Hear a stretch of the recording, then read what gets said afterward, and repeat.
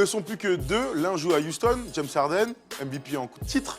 L'autre joue à Milwaukee, c'est Giannis Antetokounmpo, qui fait une saison extraordinaire à tout point de vue, collectif, des deux côtés du terrain et dans la diffusion de l'envie de victoire avec son coach Max Budenholzer. Bref, ce sont les deux derniers hommes qui nous restent puisque Paul George a quitté le navire depuis un petit mois. Paul George a sauté et sans bouée. Hein. Oh la vache. Il a sauté sans bouée. Mais on va s'intéresser donc à cette course au MVP. Je pense que c'est la dernière fois qu'on en parlera jusqu'au playoff et à cette fameuse soirée de la fin du mois de juin. Ça me fait paraître super tard et ça m'embête, mais bon, c'est pas grave. Alors Erwan, maintenant que James Harden vient de lâcher une performance incroyable, est-ce que tu penses qu'il peut dépasser Giannis sur la ligne? Il est relou, notre ami. Il est archi relou. Chaque fois qu'on a l'impression que sur la régularité, Antetokounmpo a finalement écrasé la concurrence, et même celle de James Harden. J'avais fait un édito il y a 2 semaines de ça pour dire que l'évidence voulait Giannis Antetokounmpo. Eh ben notre ami Harden se démerde de sortir des matchs à 60 pions, de ramener son équipe. Et finalement, aujourd'hui, les Rockets se retrouvent 3e de la conférence Ouest avec un mec qui fait des matchs, des stats incroyablissime, 36,1 points de moyenne. Donc il est meilleur scoreur, évidemment. Il est 7e meilleur passeur.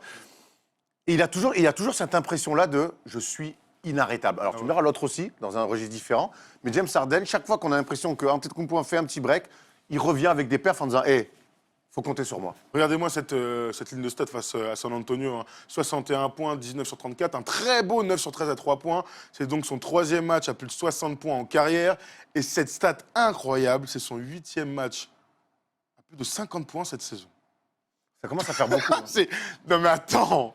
Donc c'est la saison la plus prolifique hein, depuis Kobe 2004-2005, hein, quand il a voulu prouver à tout le monde. La fameuse saison des 2005-2006. Ouais, 2005-2006. Et d'ailleurs, alors Kobe n'avait pas été MVP. Non. Donc c'est la première fois depuis 2005-2006 qu'un mec marque plus de 35 points. Et avant ça, il faut remonter à 87-88. C'était Jordan avec 37 et quelques, mais qui lui avait été MVP pour la première fois. Donc, tu vois, c'est intéressant de voir.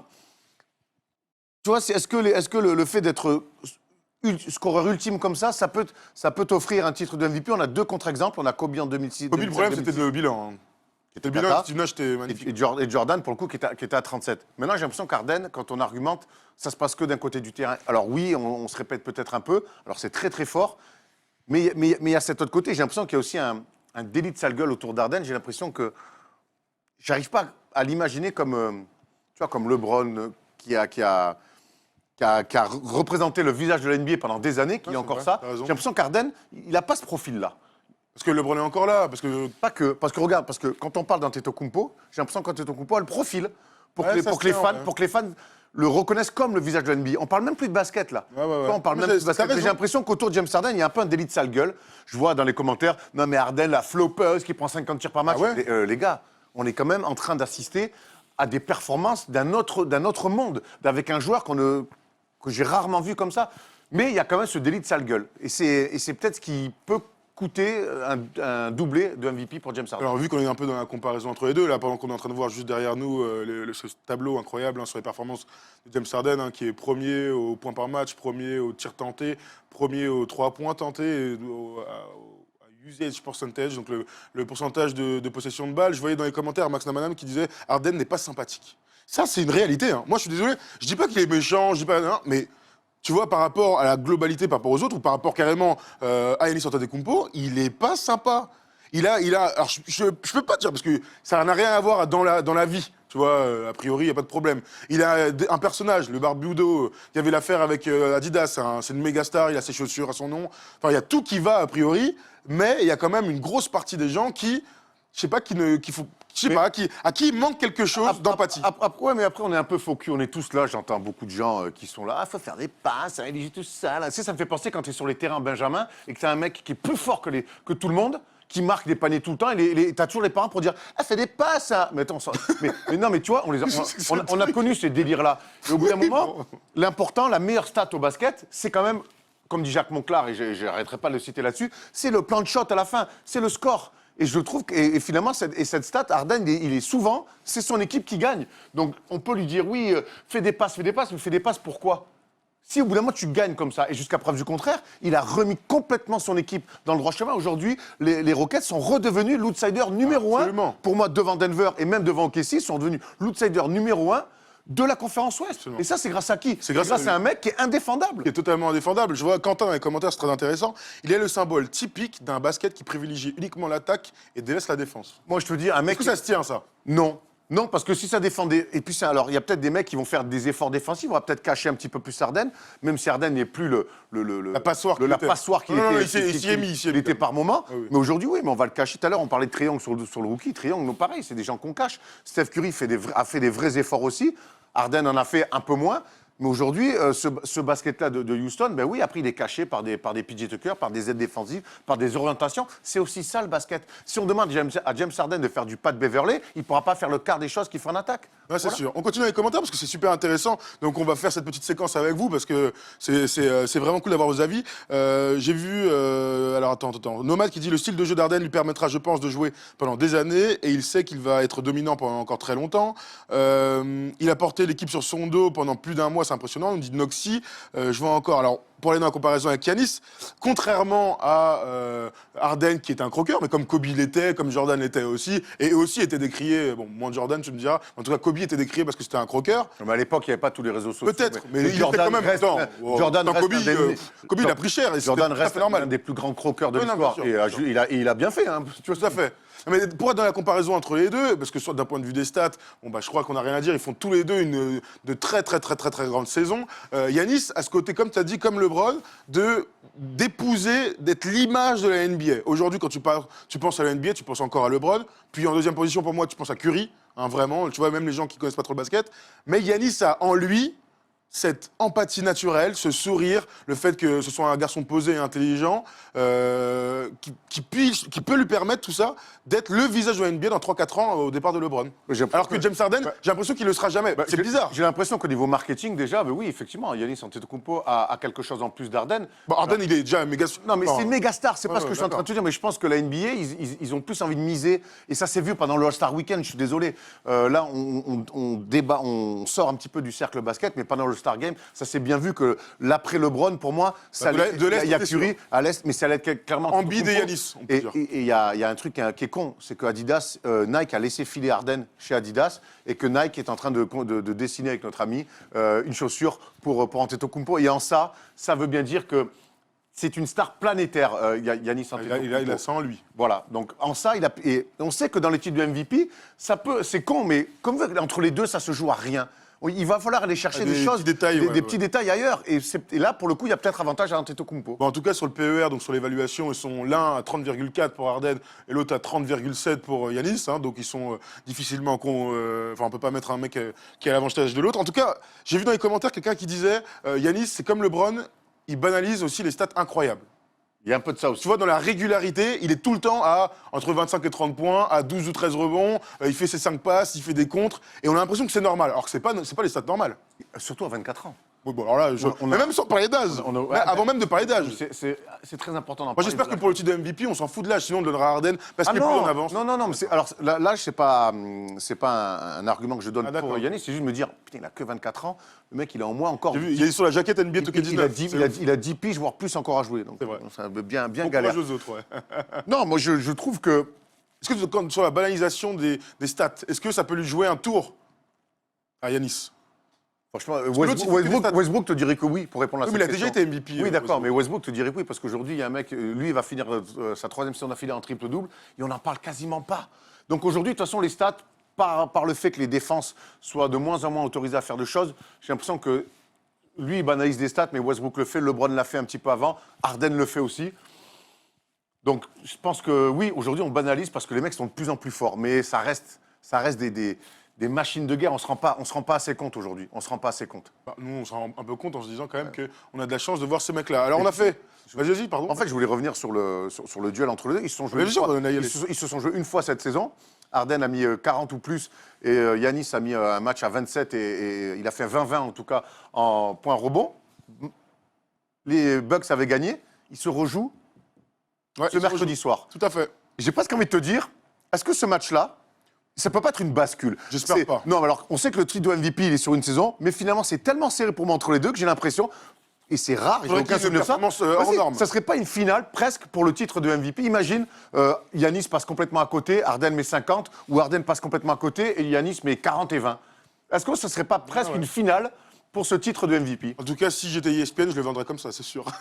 Ben moi, je suis l'affaire cible, j'ai envie de le vendre comme ça. Ouais, c'est sûr. Il y a une question qui revient très souvent aussi, c'est l'affaire des conférences. On sait que les Bucks, avec leur bilan collectif, ils sont premiers de toutes les NBA et ils font une saison totalement magistrale. On va rappeler leur bilan. Ils sont à 55-19, alors que Houston est à 47-27, mais dans la conférence Ouest. Alors souvent, on dit, et à juste titre, je pense, la conférence Ouest est plus relevée que l'autre. Mais alors, par contre, les Bucks, ils ne se font pas prier pour aller désosser toutes les équipes de la conférence Ouest. Bucks France a mis cette petite stat qui est incroyable. Le bilan des Bucks contre la conférence Ouest, 67% de victoire.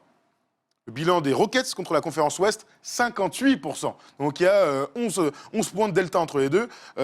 Pour le bilan des Bucks de la conférence Est, c'est 78%. Et celui des Rockets contre la conférence Est, 71%. Donc d'un point de vue totalement comptable et collectif, les Bucks font une largement meilleure saison, on le savait d'un truc. Mais là, ça ne fait que confirmer ce sentiment qu'on avait. On sait que Houston, ça peut jouer, ça on aussi. sait que Houston a eu du retard à l'allumage. Tout à l'heure, je lisais dans des commentaires que Houston ne répond pas aux attentes de début de saison. Oui et non. Le démarrage a été compliqué. Ils finissent très très fort. Ils sont en play-off, quoi. Ils sont troisième à l'Ouest et je pense qu'ils vont arriver en play-off avec le retour de Chris Paul depuis quelques semaines qui est très bon. Je pense qu'ils vont arriver en play-off et qu'ils vont être... Je pense que les Warriors, ils lorgnent clairement sur eux. Parce qu'ils se souviennent que les deux loustiques, l'année dernière, ils sont à ça de les sortir. Maintenant, je trouve que c'est archi serré. On n'aura pas de co-MVP parce que ça n'a jamais existé. Je ne pense pas que la NBA... Tu peux pas, c'est des votes. Hein, je pense pas que la NBA, et en plus, c'est des votes. Il y a 120 mecs qui votent. Bon courage pour être à égalité. Hein. Moi, je te dis, ce match de mercredi, j'ai vraiment la sensation... Tu nous vends des parents dans la NBA ou quoi? J'ai rien envie de vendre, mais en tout cas, moi, au bout d'un moment, quand c'est si serré que ça, qu'est-ce que tu fais? Tu joues sur des détails. Et ce match de mercredi, pour moi, peut être un détail important. En tout cas, on vous a posé la question donc, sur Twitter. Qui des deux serait élu MVP? Alors vas-y, mon Polo, s'il te plaît. Avant qu'on vous donne nos favoris.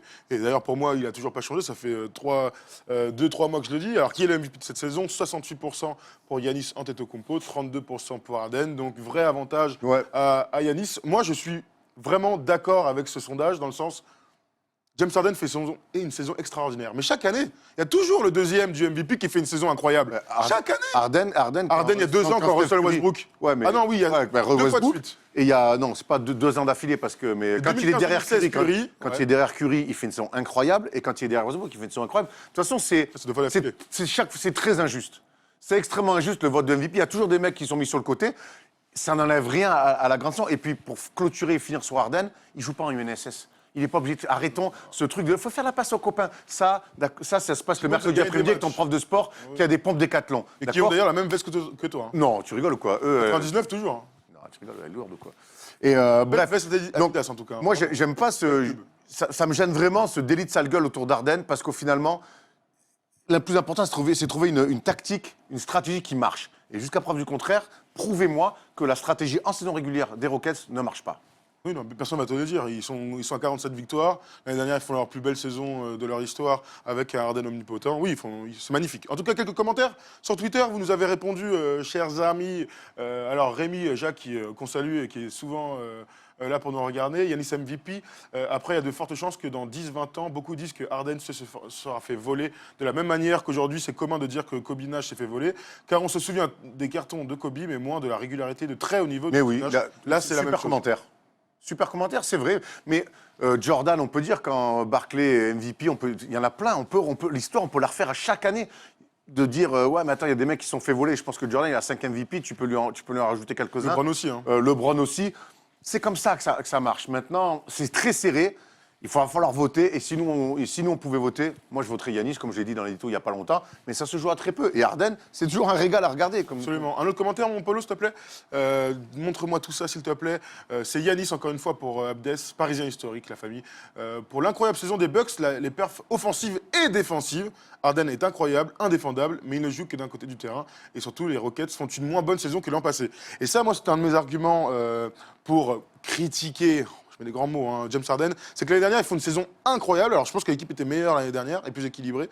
Mais qu'à partir du moment où ton gars gagne... Attends, je regarde l'année dernière, c'était leur meilleur bilan de toute l'histoire. Ils finissent à 65 victoires. Là, ils sont à 47 victoires. Donc, ils vont finir, admettons, à 50, 51, 52. Il y a 12, 13 victoires d'écart entre la saison dernière et cette saison. Ça, c'est un vrai argument pour dire que Giannis et les Bucks, et vu leur progression, ça doit leur revenir, tous ces trophées-là. Les Bucks ont changé un coach.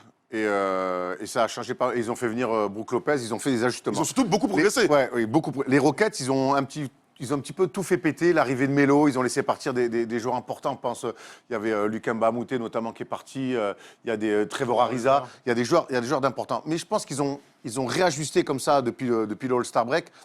Avec l'arrivée notamment de, attends, je vais te dire, comment il s'appelle, Daniel House qui est de retour, qui a éclos cette année, qui est de retour. Ils ont pris Iman Shumpert, tu vois, ils ont pris aussi, comment il s'appelle, que l'ancien Denver qui était à Honnête, Kenneth Farid. Donc ils ont réajusté et je trouve vraiment qu'ils vont arriver au meilleur des moments Non, mais c'est pas avec l'équipe. Ben C'est ouais. pas la question. T'as raison, je pense que là, leur équipe est largement meilleure à l'orée des playoffs plutôt qu'en début de saison. T'as entièrement raison, mais c'est pas vraiment la question.